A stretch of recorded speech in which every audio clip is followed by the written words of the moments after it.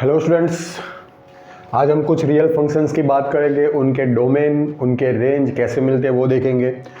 तो सबसे पहले आइडेंटिटी फंक्शन, ठीक है। ऐसा फंक्शन, ऐसा रूल कि जिसमें आप जो डालो, सबसे पहले डोमेन आपका आर का सबसेट होगा या कोडोमेन वो भी आर का सबसेट। क्यों? क्योंकि आपके सारे फंक्शंस रियल फंक्शंस है, तो जो भी नंबर आप लोगे वो रियल नंबर्स में से ही लोगे, ठीक है। तो अब बात करें आइडेंटिटी फंक्शन की, तो ऐसा फंक्शन, ऐसा रूल कि जिसमें आप रियल नंबर में से जो भी डालो वही नंबर आपको मिले वापस, तो उसको हम कहेंगे आइडेंटिटी फंक्शन, ठीक है। अब फंक्शन को एक तो हम एक रूल के हिसाब से दिखाते हैं, दूसरा दिखाते हैं ग्राफ। जिसके ग्राफ पॉसिबल है उसको ग्राफ के हिसाब से दिखाओ। तो इसका ग्राफ तो पॉसिबल है। दूसरी बात, अब एफ एक्स को हम y भी लिख सकते हैं, y is equal to x. तो ये हमको ड्रॉ करना है y इक्वल टू एक्स का ग्राफ, ठीक है। तो ये एक्स एक्सिस,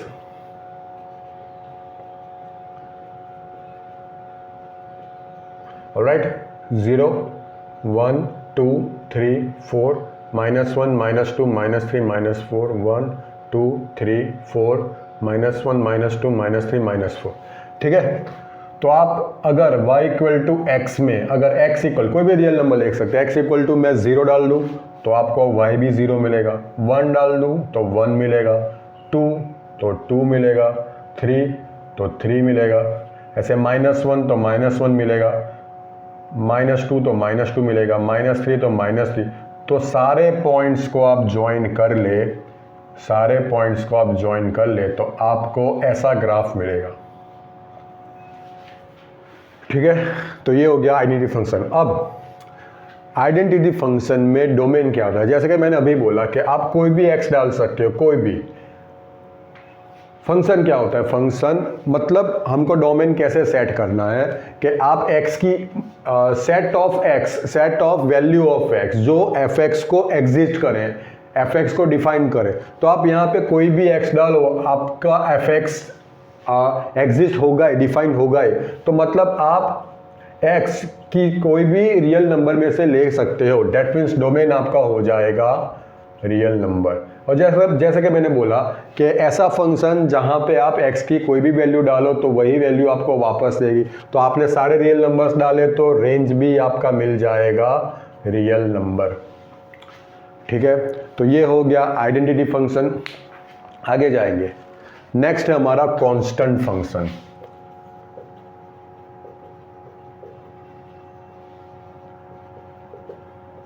ठीक है। कांस्टेंट फंक्शन मतलब ऐसा फंक्शन जिसमें आप x की कोई भी वैल्यू डाल सकते हो। तो इसी हिसाब से सबसे पहले तो मैं इसका डोमेन लिख दूं। मैंने अभी बोला कि आप x की कोई भी वैल्यू डाल सकते हो, कहां से? r में से। दैट मीन्स उसका डोमेन क्या हो गया? r मतलब रियल नंबर। ये r रेंज का r और ये नंबर सेट का r, उसमें आपको कंफ्यूज नहीं होना है। ये रियल नंबर है और ये रेंज है, ठीक है। अब फिर से आप x की कोई भी वैल्यू डालो तो आपको सिर्फ एक ही कांस्टेंट वैल्यू मिले तो उसको कहेंगे हम कांस्टेंट फंक्शन, ठीक है। मानो आपका एक फंक्शन है f(x) इक्वल टू 5, ठीक है। कांस्टेंट नंबर कोई भी हो सकता है, या वो 1/2 हो सकता है, 3/2 कोई भी हो सकता है, ठीक है। तो अगर उसका मैं ग्राफ ड्रॉ करूं, नेगेटिव भी हो सकता है। अगर मैं उसका ग्राफ ड्रॉ करूं तो यहाँ पे 0 1 2 3 4 5 -1 -2 -3 -4 -5, ऑलराइट। और y में ये मैंने अभी बोला f(x) इक्वल टू आप y ले सकते हो, तो y इज इक्वल टू 5 हो गया। तो x इक्वल टू मैं 0 लूँ तो भी y की वैल्यू 5 मिलेगी, x इक्वल टू 1 लूँ तो भी y की वैल्यू 5, 2 लूँ तो भी 5, -1 तो भी 5, -2 तो भी 5। तो ये आपकी एक लाइन हो जाएगी y इक्वल टू 5 की। तो ये हो गया कांस्टेंट फंक्शन का ग्राफ। अभी बात कर ले, चलो डोमेन की बात तो हो गई, अब बात कर ले रेंज की, ठीक है। रेंज मतलब क्या? रेंज मतलब क्या कि आप x की वैल्यू डोमेन में से जो भी डालो वो वैल्यू डाल के एफ एक्स आपको जो देता है तो वो सारी वैल्यूज़ का सेट हो जाएगा रेंज। तो यहाँ पे जैसे मैंने यहाँ पे बात करी कि आप x कोई भी डालो वही x आपको वापस एफ एक्स देता है, तो एफ एक्स आपको जो वैल्यू देता है वो सारे नंबर का सेट होगा रेंज। तो यहाँ पे तो सारे रियल नंबर्स डाल दो, सामने रियल नंबर्स ही मिलते हैं, दैट मीन्स रेंज आपको क्या हो गया, सारे रियल नंबर का सेट। ऑलराइट, यहाँ पे आप सारे रियल नंबर्स डालो, जैसे मैंने 1 2 3 4 5 इसके बीच वाले सारे नंबर कोई भी नंबर लो, आपको फंक्शन क्या देता है, सिर्फ और सिर्फ सी, या मतलब कोई भी कांस्टेंट नंबर, सी मतलब कोई भी कांस्टेंट नंबर, तो रेंज क्या हो गया आपका सी। ठीक है, तो उसको लिखेंगे कैसे, ऐसे। ऑलराइट, तो ये हो गया आपका कांस्टेंट फंक्शन, डोमेन रेंज हो गया। चलो आगे जाएंगे।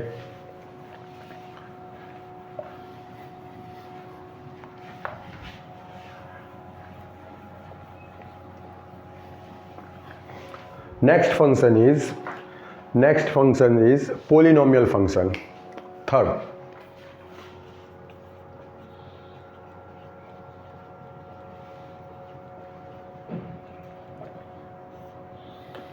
अब पोलिनोमियल का फॉर्म क्या है, सबसे पहली बात a plus b x plus c x square plus d x cube ऐसे चलता रहेगा। ठीक है, मतलब जैसे हमने आइडेंटिटी फंक्शन देखा तो उसका ग्राफ सिर्फ यही मिलेगा आपको। कांस्टेंट फंक्शन का ग्राफ आपका अगर ये 0 है तो ये मिलेगा। ठीक है, मतलब ये मिलेगा, कुछ भी मिल सकता है, उसमें ज़्यादा ऑप्शन नहीं, मगर इसमें बहुत ज़्यादा ऑप्शन है। आपका पोलिनोमियल फॉर्म कौन सा है उस हिसाब से आपका ग्राफ चेंज होता रहेगा। मतलब अगर मेरा एक फॉर्म में ले लूँ f x equal to x square और दूसरा फॉर्म ले लूँ f x equal to x cube, ठीक है, बहुत सारे उसके पॉसिबिलिटीज़ है। तो सबसे पहले बात करें f x equal to x square, जो यूजुअली ये यूज़ में आता है। ठीक है, तो f x equal to x square, तो सबसे पहले इसके डोमेन की बात कर ले। इसके डोमेन में क्या x की कोई ऐसी वैल्यू है, क्या x की ऐसी कोई वैल्यू है जहाँ पे fx डिफाइन नहीं होता, मतलब आप x की सारी वैल्यूज डाल सकते हो, इसमें ऐसी कोई वैल्यू है जिसको मैं fx में डालूँ तो fx की वैल्यू नहीं मिलेगी, सिंपल लैंग्वेज में बता दिया। तो ऐसी x की कोई वैल्यू नहीं, और हमको x कहाँ से लेना है, हमको x डोमेन R का ही तो सबसेट है, मतलब डोमेन इसका क्या हो जाएगा, पूरा R का सेट। ठीक है, आप कोई भी x की वैल्यू, कोई वैल्यू ऐसी है ही नहीं जो मैं fx में डालूं तो fx एग्जिस्ट नहीं होता, सारे x की वैल्यू आपको fx देगा। ठीक है, तो डोमेन तो हो गया।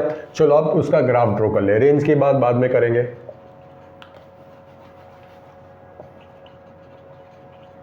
ठीक है, तो ग्राफ, चलो fx equal to x square, तो y equal to x square हो गया। ठीक है, चलो ये 1 2 3 4 5 -1 -2 -3 -4 -5। ठीक है, यहाँ पे 1 2 3 4 5 -1 -2 -3 -4 -5। अब x इक्वल टू मैं 0 ले लूँ तो आपको fx देगा 0, x इक्वल टू 1 ले लूँ तो fx आपको 1 का स्क्वायर 1 ही देगा, -1 ले लूँ तो -1 का स्क्वायर भी आपको 1 ही देगा, 2 ले लूँ तो 2 आपको देगा 4, -2 तो -2 भी आपको देगा 4। ठीक है, तो आपका ग्राफ कैसे आएगा, ऐसे पैराबोला आएगा। ठीक है, तो ग्राफ हो गया। ग्राफ में से ही आपको पूरा अंदाज़ा आ जाएगा कि आपके fx क्या क्या वैल्यू दे सकता है। तो सबसे पहले ये इतना जो पार्ट है, इतना पार्ट ये y पॉजिटिव है, ये y पॉजिटिव, और नीचे का जो पार्ट है वो y नेगेटिव है। सिंपल सी बात, यहाँ पे 1 2 3 यहाँ पे जितने भी नंबर्स आएंगे उसमें y की वैल्यू क्या होगी, पॉजिटिव। यहाँ पे भी जितने भी पॉइंट्स आएंगे उसमें y की वैल्यू क्या आएगी, पॉजिटिव। यहाँ पे जितने पॉइंट्स आएंगे उसमें y की वैल्यू क्या आएगी, नेगेटिव। तो ये दोनों पार्ट में y की वैल्यू नेगेटिव आ रही है। ठीक है, पर हमारा ग्राफ वो एरिया में तो जाता ही नहीं है, हमारा एरिया वहाँ से ही क्रॉस होता है जहाँ पे सारे y की पॉजिटिव वैल्यू आ रही है। तो इस हिसाब से मैं कह सकता हूँ रेंज आपका पूरा R+ आएगा। ठीक है, या तो फिर आप ग्राफ में देख लो, मैं 1 रखूँ तो आंसर आपको 1 देगा, -1 रखूँ तो भी 1 देगा, 2 रखूँ तो 4 देगा, -2 रखूँ तो भी 4। तो हर हाल में मैं पॉजिटिव नंबर डालूँ या नेगेटिव नंबर डालूँ, सारे fx आपको पॉजिटिव नंबर्स दे रहा है, दैट मीन्स हमें ये क्या मिल रहा है, R+। ठीक है, ऑलराइट।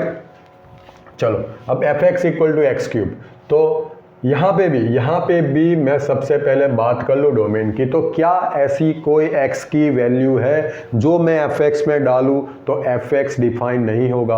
होगा, सारी वैल्यूज़ आप इसमें डाल सकते हो, आपको fx का कोई भी आंसर मिल सकता है, सारे वैल्यूज़ के लिए fx एग्जिस्ट हो रहा है। मतलब मैं डोमेन में रियल नंबर में से कोई भी नंबर डाल सकता हूँ, डोमेन में से fx में रियल नंबर का कोई भी नंबर डाल सकता हूँ। बात कर ले रेंज की, ठीक है, तो उसके लिए ग्राफ ड्रॉ कर ले। अब ग्राफ आप ना भी ड्रॉ करो तो भी आपको अंदाज़ा होना चाहिए। चलो सबसे पहले 1 -1, अगर आप x = 0 तो 0 मिलेगा, 1 तो आपको 1 मिलेगा, -1 तो -1 का क्यूब -1 देगा, ठीक है। अब चाहे आप 2 ले लो तो 2 का क्यूब आपका मिल जाएगा शायद यहाँ पे 8, -2 ले लो तो -8 मिल जाएगा। तो आपका ग्राफ जा रहा है ऐसे, मतलब ग्राफ आपका पॉजिटिव y में भी जा रहा है और नेगेटिव y में भी जा रहा है। डेट मीन्स r की सारी वैल्यूज आपको मिल रही है, तो रेंज आपका क्या हो जाएगा? r, ठीक है। चलो आगे जाएंगे। जैसे कि मैंने कहा पोलिनोमियल फंक्शन कौन सा है आपका, उस हिसाब से आपका ग्राफ बनेगा, ठीक है। चलो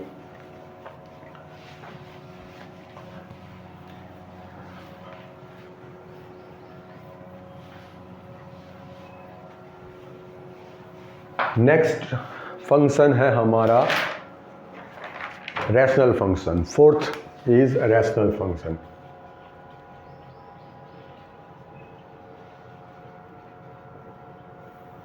ठीक है, रैशनल फंक्शन क्या है? अभी ये रैशनल फंक्शन क्या है? रैशनल का फॉर्म आप जानते हो, fx = hx/gx या px/qx, ठीक है। जैसे कुछ एग्जांपल ले ले, आप ले लो x + 1/x - 2, आप ले लो x² + 1/x - 3, कुछ भी ले सकते हो। तो जैसे आपके फॉर्म है उस हिसाब से आपका ग्राफ बनेगा, ठीक है। ऑलराइट, अभी यहाँ पे आपको ये चेक करना है कि इसका डोमेन क्या आएगा, ठीक है। तो इसके लिए जैसे मैं इसकी बात कर लूँ, डोमेन मतलब क्या? ऐसे वैल्यूज़ का सेट जो वैल्यू मैं fx में डालूं तो fx की वैल्यू मिले, fx डिफाइन हो, ठीक है। तो अगर मुझे यहाँ पे fx डिफाइन करना है तो ये आपका डिनोमिनेटर वाला पार्ट है वो 0 नहीं होना चाहिए। That means x is not equal to 2। मतलब आप पूरा सेट R ले सकते हो डोमेन में, पर सिर्फ एक नंबर नहीं ले सकते आप, वो है 2। वैसे ही यहाँ पे आप x - 3 को 0 नहीं होने देंगे तभी तो fx आपको मिलेगा। अगर वो 0 हो जाएगा तो आपका आंसर हो जाएगा इनफाइनाइट, जो R में नहीं होता है, ठीक है। मतलब x is not equal to 3, तो यहाँ पे आपका डोमेन हो जाएगा R - 3। आप कोई भी R ले सकते हो सिर्फ 3 को छोड़ के। मतलब डोमेन आपका फंक्शन क्या है उस हिसाब से बनेगा। तो उसमें हम एक केस लेते हैं fx = 1/x, ठीक है। fx = 1/x, तो यहाँ पे भी मैं x को 0 नहीं होने दूंगा, ठीक है। डेट मीन्स डोमेन आपका पूरा R हो सकता है सिर्फ 0 को छोड़ के। ऑलराइट, चलो आगे बढ़े। अब 1/x का आप ग्राफ ले लो, ठीक है। तो मैं यहाँ पे पॉइंट नहीं दिखा रहा हूँ, x की वैल्यू आप 0 ले लो, तो 0 तो ले नहीं सकते, सबसे पहले मैंने बोल दिया। अब x की वैल्यू मैं 1 ले लूँ, चलो 1, ये 1, तो ये पॉइंट आपको मिल गया, ठीक है। अब x की वैल्यू मैं -1 ले लूँ तो 1/-1 यहाँ पे ये पॉइंट मिल गया। अब जैसे जैसे मैं x की वैल्यू बढ़ाऊँगा, जैसे 1/2, तो टोटल वैल्यू आपकी छोटी होती जाएगी। जैसे 2 ले लूँ तो आपकी वैल्यू हो जाएगी 0.5, 3 ले लूँ तो और जो ज़्यादा छूटेगी, 4 ले लूँ और ये छोटी होती जाएगी, ऐसे ग्राफ जाएगा। सेम यहाँ पे भी ऐसा होगा, ठीक है। अब मैं जैसे x की वैल्यू 1 से छोटी ले लूँ, जैसे 1 से, तो 1/0.9, तो वो वैल्यू आपको 1 से ज़्यादा देगी, ठीक है। तो आपका ग्राफ वहाँ पे ऐसे जाएगा, सेम यहाँ पे भी ऐसे जाएगा। अब आप ये सोचोगे कि आगे जाके ग्राफ यहाँ पे टच होगा, नहीं होगा। क्यों? क्योंकि आप x इक्वल टू 0 तो ले नहीं रहे हो, और आप कोई भी x की वैल्यू ले लो 0.0001, या तो आप 1 लाख ले लो, x इक्वल टू 1 लाख ले, तो 1/1 लाख वो 0 तो होगा नहीं, मतलब ये नज़दीक तो जाएगा मगर टच नहीं होगा। ठीक है, यहाँ पे भी सेम, नज़दीक तो जाएगा मगर टच नहीं होगा। मतलब रेंज आप देख सकते हो, पॉजिटिव y भी सारे मिल रहे हैं, नेगेटिव y भी सारे मिल रहे हैं, मगर नहीं मिल रहा है सिर्फ आपको 0। मैंने बोला ना 0 वैल्यू आपको ये फंक्शन देगा नहीं। क्यों? आप x इक्वल टू कोई भी बड़ा नंबर ले लो, 1 लाख ले लो, तो भी 1/1 लाख वो 0 के नज़दीक होगा मगर 0 नहीं होगा। ये चलता रहेगा मगर टच नहीं होगा, मतलब ये आपको 0 देगा नहीं। ठीक है, तो रेंज आपका हो जाएगा r-0। चलो नेक्स्ट है मॉड्यूलस फंक्शन।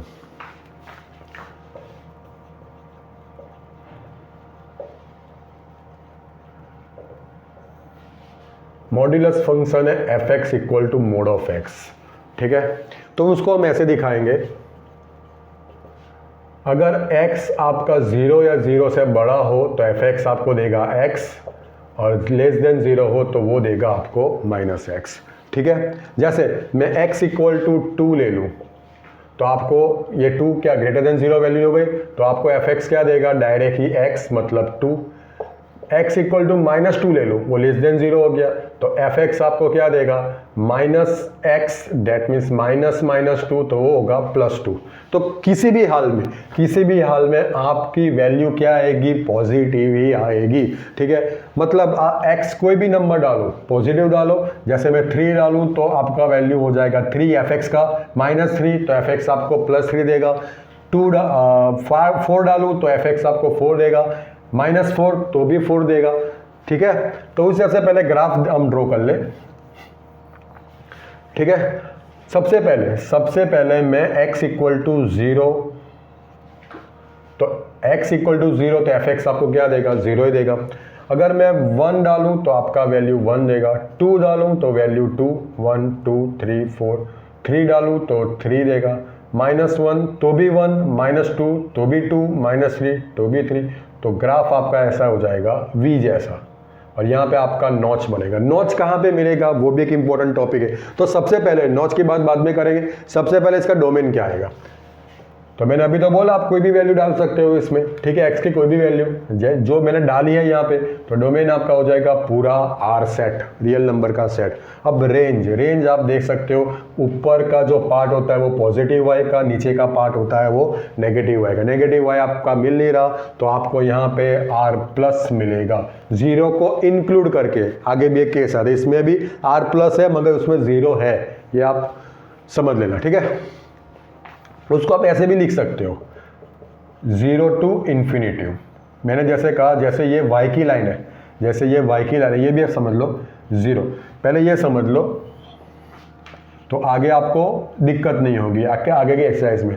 जैसे कि कोई x की वैल्यू ये दोनों नंबर के बीच में आ रही है, a और b के बीच में। ठीक है, कोई x की वैल्यू, जैसे आपका नंबर है 5 है, समझ लो 1 और 6 के बीच में, ऐसे ये 1 है, 6 और 5 आपका इसके बीच में आ रहा है। तो कोई x की वैल्यू आपका a और b के बीच में, a और b के बीच में आ रहा है। ठीक है, तो आपका x यहाँ पे हो सकता है, पर उसमें a और b इंक्लूड नहीं है। ठीक है, ये आपका x, तो यहाँ पे हम लिखेंगे x belongs to a to b open interval. मतलब इसका मतलब क्या हो गया, a और b के बीच के सारे नंबर्स पर a और b को छोड़ के। अगर यही चीज में ये a और b बीच के तो सारे नंबर्स है और a और b भी है, a और b भी इसमें इंक्लूड है, तो इसको हम लिखेंगे क्लोज इंटरवल में। ये ओपन इंटरवल, क्लोज इंटरवल मतलब ऐसे बॉक्स दिखाएंगे। ठीक है, ऑलराइट। तो यहाँ पे a और b के बीच के सारे नंबर्स, साथ में a और b भी इंक्लूड है, इसमें a और b इंक्लूड नहीं है।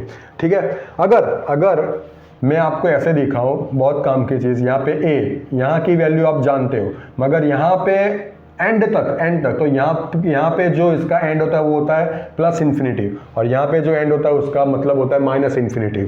तो मेरी ये सारी वैल्यूज़ है, तो मैं इसको कैसे लिखूँगा, क्लोज इंटरवल a, क्योंकि a इंक्लूड है, और यहाँ पे इन्फिनिटिव को मैं दिखाऊंगा ओपन इंटरवल में। ठीक है, अगर यहाँ पे होगा तो ये लिखेंगे हम -∞ 2a, ए क्लोज इंटरवल में ये, ठीक है।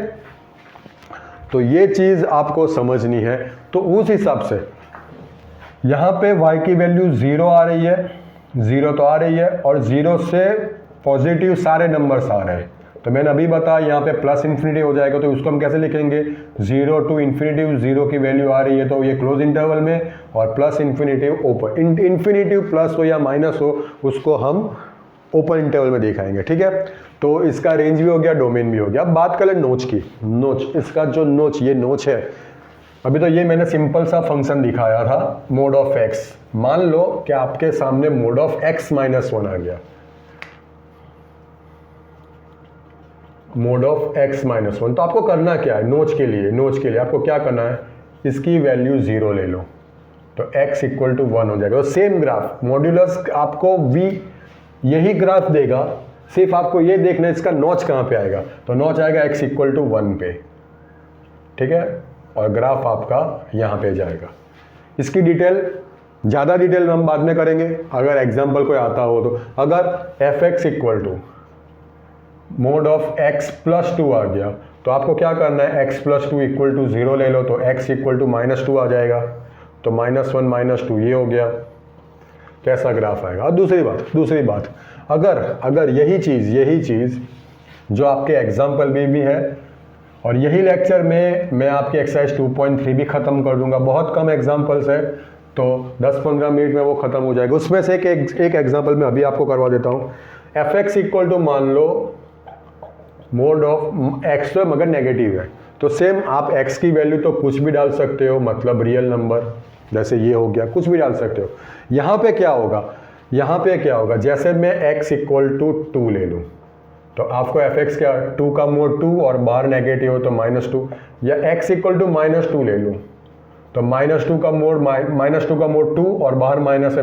मतलब यहाँ पे जो वैल्यूज आपकी पॉजिटिव नंबर्स दे रही थी वही वैल्यूज आपकी नेगेटिव नंबर्स, तो उसका ग्राफ आपका कैसा आएगा, सेम मगर ऐसा जाएगा,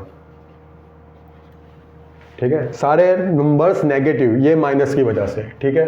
तो इसका रेंज क्या होगा, सेम 0 नंबर तो आएगा, ये रहा 0 नंबर, ठीक है। और यहाँ पे नेगेटिव नंबर्स में कहीं भी जा सकता है, तो इसको मैं कैसे डिफाइन करूँगा, 0 तो आ रहा है और यहाँ पे -इन्फिनिटी, तो ये हो गया उसका रेंज। नेगेटिव सारे नंबर्स रेंज में आ सकते हैं, ठीक है। चलो अब नेक्स्ट फंक्शन में जाएंगे, वो है सिग्नम फंक्शन।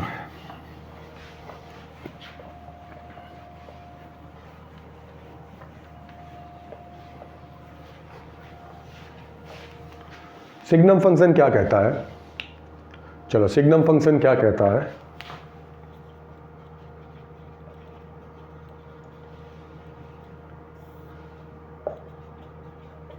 अगर आपका x 0 नहीं है तब ये वैल्यू देगा आपको mod of x by x।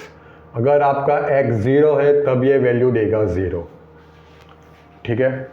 अब मोड ऑफ x की बात कर ले, x is not equal to 0, तो उसके दो ऑप्शन हो जाएंगे, या तो x ग्रेटर देन 0 होगा या तो x लेस देन 0 होगा। अब x ग्रेटर देन 0 है तो मोड ऑफ x, अभी हमने समझा प्लस x आएगा, x लेस देन 0 है तो mode of x minus x मिलेगा। तो उस हिसाब से fx आपको क्या मिलेगा, mode of x by x है, तो यहाँ पे मोड ऑफ x है, नीचे तो x है तो ये हो जाएगा 1, और यहाँ पे fx mode of x by x, यहाँ पे मोड ऑफ x आपको दे रहा है -x by x, that means -1, ठीक है। तो अब तरीके से लिखे तो fx क्या होगा, जब x ग्रेटर देन 0 होगा, x इक्वल टू 0 और x less than, x greater than 0 होगा तो आपको वैल्यू मिलेगा 1, 0 पे तो 0 दे ही रहा है, और लेस देन 0 तो आपका वैल्यू होगा -1, किसका, fx का। ऑलराइट, हो गया। मतलब एक बात तो क्लियर है, आप x इक्वल टू 0 भी ले सकते हो, x ग्रेटर देन 0 मतलब 0 के ऊपर पॉजिटिव सारे नंबर ले सकते हो, यहाँ पे कोई लिमिट आपको दी नहीं है। x लेस देन 0 कोई भी नेगेटिव नंबर ले सकते हो। दैट मीन्स एक बात तो कंफर्म हो गई, इसका डोमेन क्या आएगा, रियल नंबर, ठीक है। अब दूसरी चीज, अब 0 डालो तो आपको वैल्यू सिर्फ 0 देगी। x अब ग्राफ ड्रॉ कर ले तो आपको ज़्यादा समझ में आएगा। जैसे मैं ज़ीरो ले लूँ तो आपकी वैल्यू ज़ीरो ही आएगी। अब 1 ले लूँ, मतलब 1 क्या हो गया, x ग्रेटर देन 0 में आएगा, तो आपकी वैल्यू क्या आएगी 1।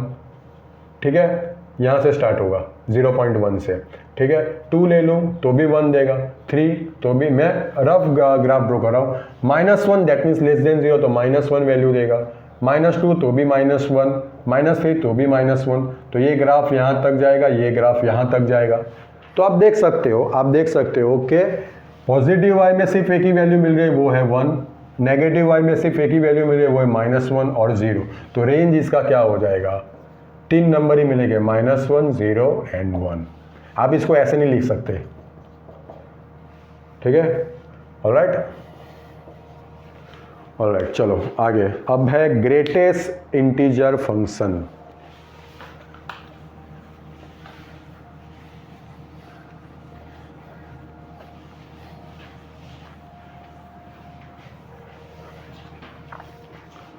लास्ट टॉपिक है ग्रेटेस्ट इंटीजर फंक्शन। ठीक है, f(x) इसको ऐसे बॉक्स में, ये क्लोज इंटरवल नहीं है, ये ग्रेटेस्ट इंटीजर की साइन है। ठीक है, अब जैसे मैं कोई नंबर ले लूँ, जैसे मैं नंबर ले रहा हूँ 7.8। ठीक है, x की जगह पे मैंने क्या लिया 7.8। तो आपको करना क्या है, ये 7.8 और उससे कम सारे इंटीजर्स आपको लिखने हैं, उससे कम मतलब 7, 6, 5, 4 ये सारे, और उसमें से ग्रेटेस्ट इंटीजर, उसमें जो ग्रेटेस्ट इंटीजर है वो आपका आंसर होगा 7। ठीक है, जैसे मैं और कोई नंबर ले लूँ 5.2, तो 5.2 से कम सारे इंटीजर्स लिखो और उसमें ग्रेटेस्ट कौन है 5, तो यहाँ पे आंसर आएगा 5। जैसे मैं ले लूँ -2.9। ठीक है, तो -2.9, ठीक है, यहाँ पे तो -2 हो जाएगा, तो यहाँ पे क्या आएगा -3, -4, -5। तो ग्रेटेस्ट इंटीजर कौन है इसमें, -3। मतलब कोई भी नंबर हो, जैसे मैं ले लूँ 10.1, तो 10.1 किन दो इंटीजर्स के बीच में आएगा, 10 और 11, इसमें ये आपका आंसर हो जाएगा 10। जैसे मैं ले लूँ 3.9, तो वो किसके बीच में आएगा, 3 और 4, तो ये आपका आंसर हो जाएगा 3। ठीक है, तो ये हो गया ग्रेटेस्ट इंटीजर फंक्शन। अब मतलब वैल्यूज तो आप कोई भी ले सकते हो, ये तो बात क्लियर हो गई, मैंने सारी वैल्यूज आपको चेक करके दिखा दी। वैल्यूज तो आप कोई भी ले सकते हो, दैट मीन्स डोमेन आपका पूरा रियल नंबर्स में कोई भी नंबर हो सकता है। ठीक है, अब इसका ग्राफ ड्रॉ कर ले। ठीक है, चलो ग्राफ देख ले।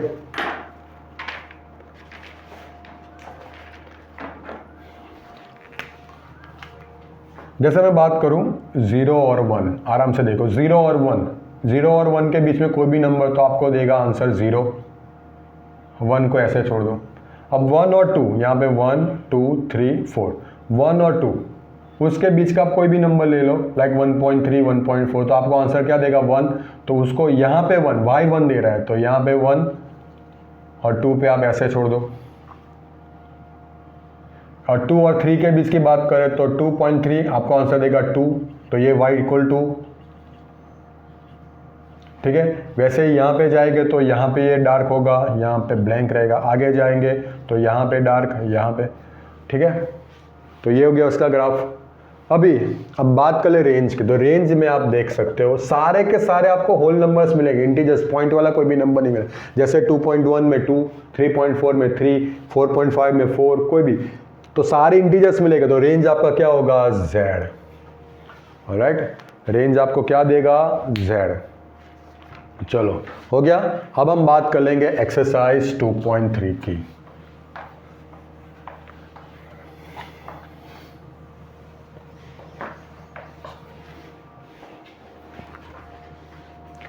चलो एक्सरसाइज 2.3,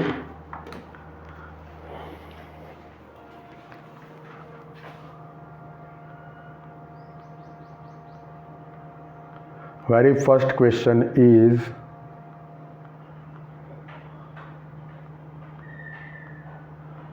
क्या यार, yes, which of the following relations are functions.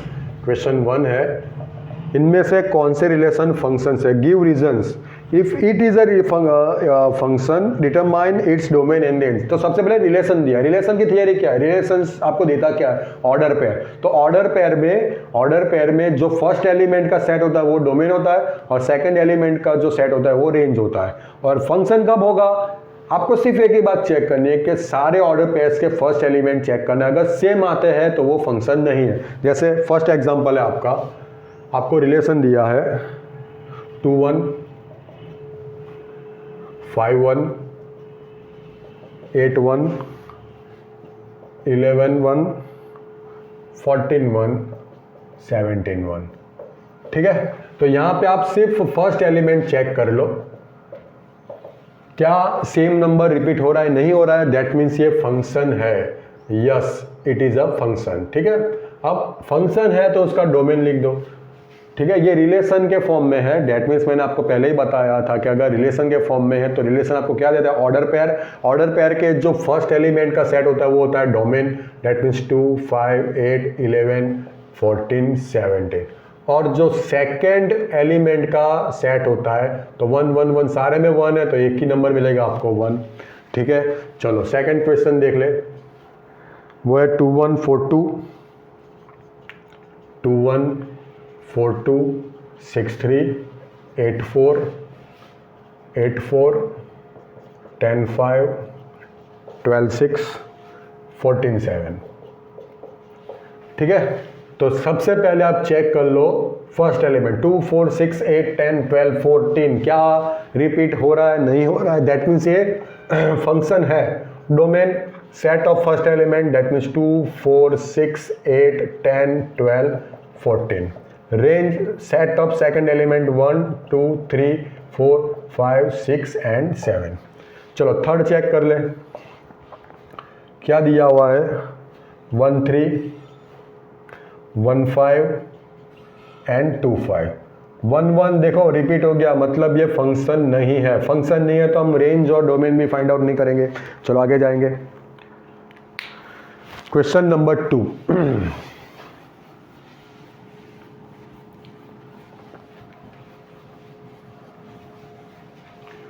Question number 2 है, क्या कहता है क्वेश्चन नंबर 2?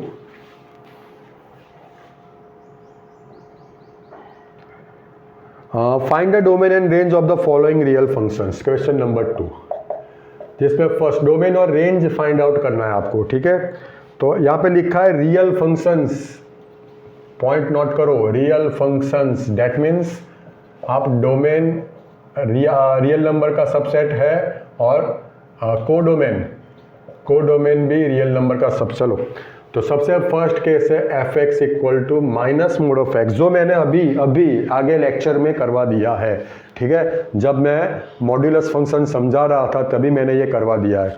अब दूसरा केस ले ले, तो इसका डोमेन आर आ रहा था और रेंज उसका आ रहा था -∞ to 0, ऐसा कुछ आ रहा था। ठीक है, चलो second, f x equal to √9 - x²। Alright, चलो तो अभी ये आराम से करेंगे, इंपॉर्टेंट क्वेश्चन है और समझने वाला क्वेश्चन है। ठीक है, और कुछ उसकी प्रॉपर्टीज आएंगी, कुछ समझने वाला, वो साइड पे हम लिख देंगे।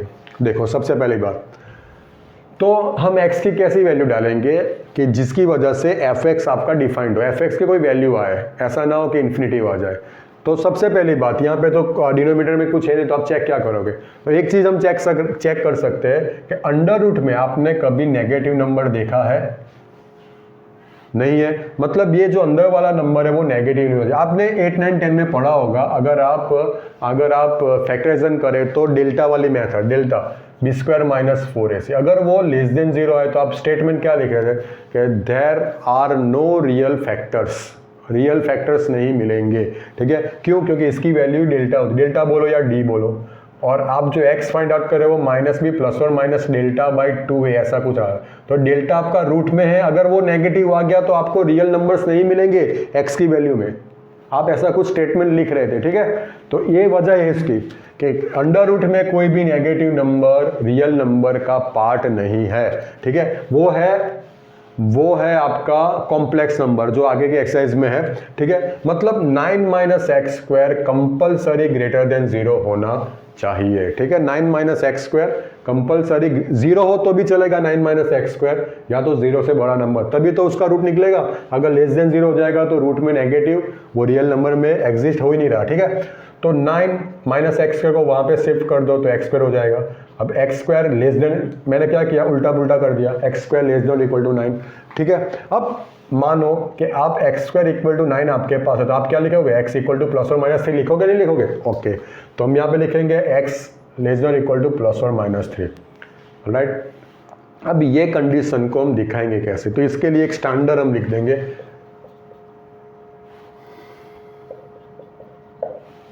ठीक है। यहाँ पे प्लस माइनस 3 भी आप निकाल दो।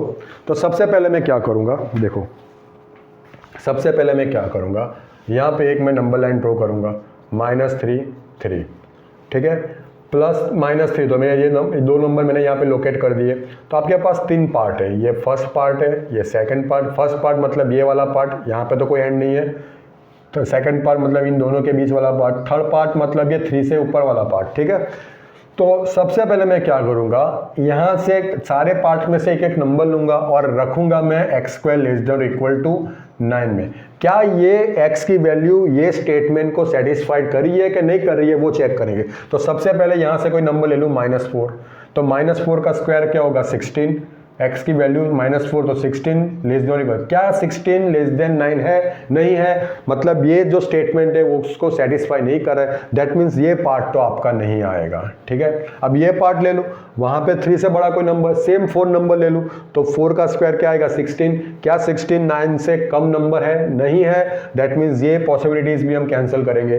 तो अब बीच वाला कोई नंबर ले लें, यहाँ से मैं ले रहा हूँ 2, तो 2 स्क्वायर तक वो क्या आ जाएगा, 4, क्या 4 लेस देन 9 है, ठीक है। तो मतलब इसके बीच वाला पार्ट तो आएगा। अब 3 चेक कर लो, तो 3 का स्क्वायर 9, यहाँ पे इक्वल टू की साइन, तो 9 इक्वल टू 9, -3 का स्क्वायर 9, तो 9 इक्वल टू 9, मतलब 3 भी आ रहा है, -3 भी आ रहा है और उसके बीच वाला नंबर भी आ रहा है।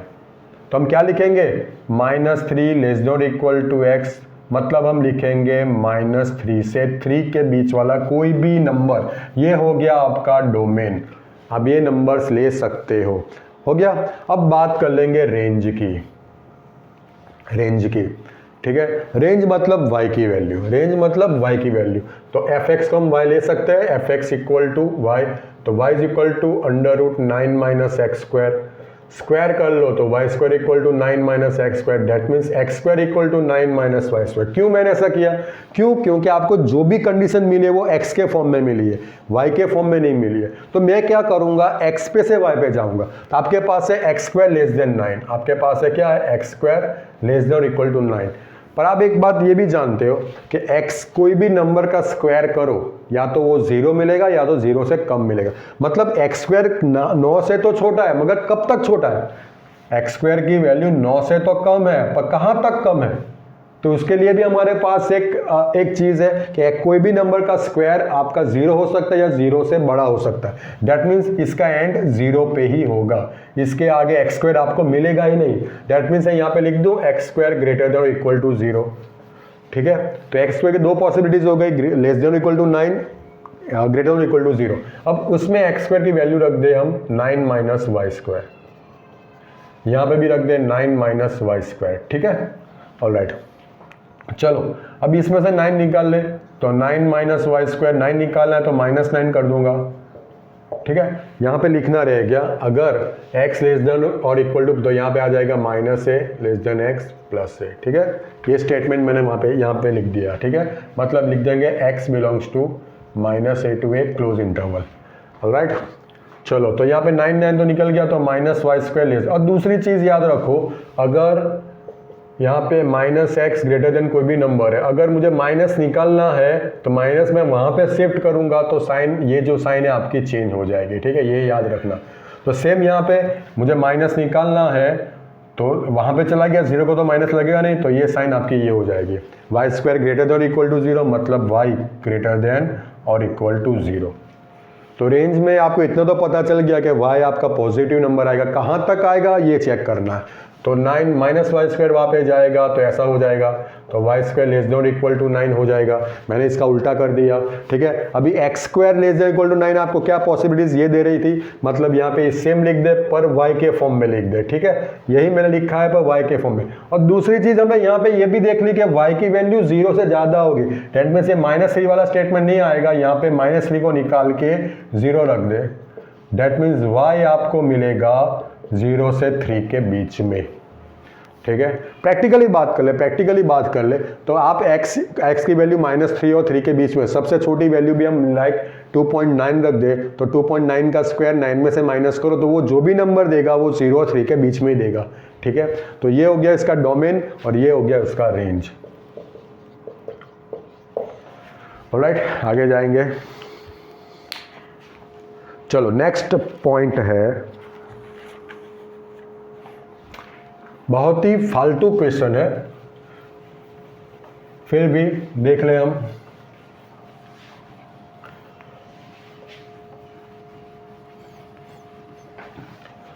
Next question is question 3rd। A function f is defined by fx equal to 2x minus 5. Write down the values of f of 0. मतलब x को रिप्लेस करो 0 से, तो 0 minus 5 minus 5. f of 7 to the 14 minus 1 क्या आएगा 9. f of -3 into 2 -6 -5 -11. Question खत्म। Question 4 देख लो। The function t which maps temperature in degree Celsius into temperature degree Fahrenheit is defined, function आपको t के फॉर्म में दिया है, ठीक है, is equal to 9c + 5 + 32। Alright, सबसे पहले आपको t ऑफ 0 फाइंड करना है, फर्स्ट पार्ट। मतलब ये भी घटिया क्वेश्चन है, मतलब c की वैल्यू 0 रखनी है, तो यहाँ पे 0, तो ये तो 0 हो जाएगा, + 32 मतलब 32। अब सेकंड थर्ड तो मैं नहीं करूँ, तो फोर्थ देख ले, यहाँ पे आपको उल्टा दिया कि T C is equal to 212, तो सी फाइंड आउट करें, ठीक है। टी सी 212, टी सी का फॉर्मूला क्या है 9c + 5 + 32 इज इक्वल टू 212, तो 9c by 5, 212 माइनस 210 माइनस 30 क्या आएगा 180, यहाँ पे 20 आ जाएगा, तो C आपको मिल जाएगा 100। ऑलराइट, चलो आगे जाएंगे। लास्ट क्वेश्चन है क्वेश्चन नंबर 5। क्या कहता है, find the range of each of the following functions. मतलब डोमेन आपको फाइंड करने के लिए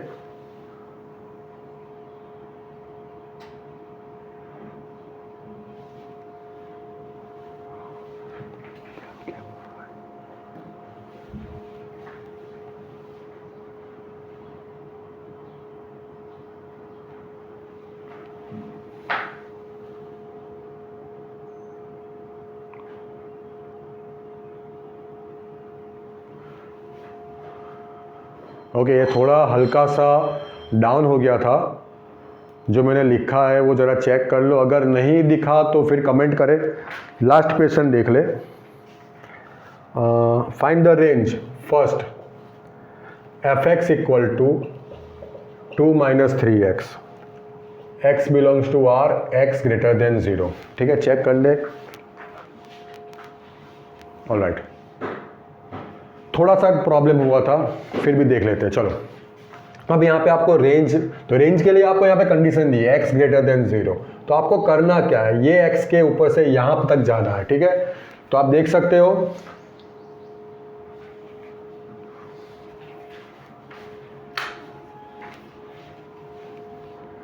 ऑलराइट, आप देख लो यहाँ पे x ग्रेटर देन 0 आपको दिया हुआ है, x ग्रेटर देन 0।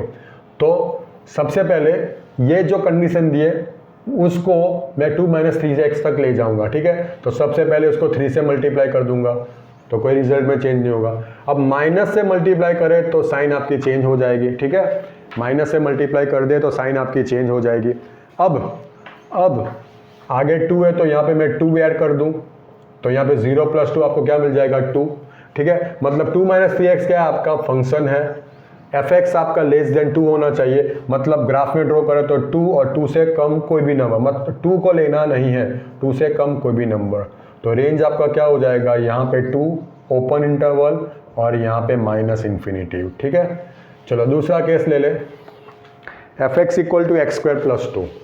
अब यहाँ पे ऐसा कुछ नहीं दिया है, जैसे यहाँ पे x ग्रेटर देन 0 दिया है, यहाँ पे ऐसा आपको कुछ दिया नहीं है।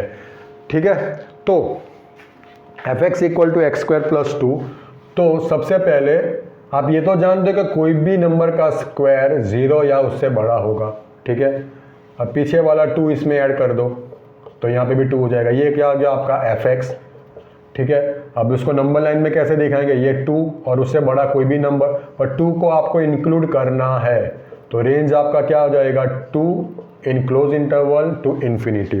ठीक है, और लास्ट वाला क्वेश्चन जो हमारा फर्स्ट था, f x equal to x, मतलब identity function f x equal to x, तो उसका रेंज क्या आएगा, रियल नंबर ही आएगा ना। ठीक है, तो ये था आपका एक्सरसाइज 2.3। नेक्स्ट लेक्चर में हम आगे जाएंगे। Thank you.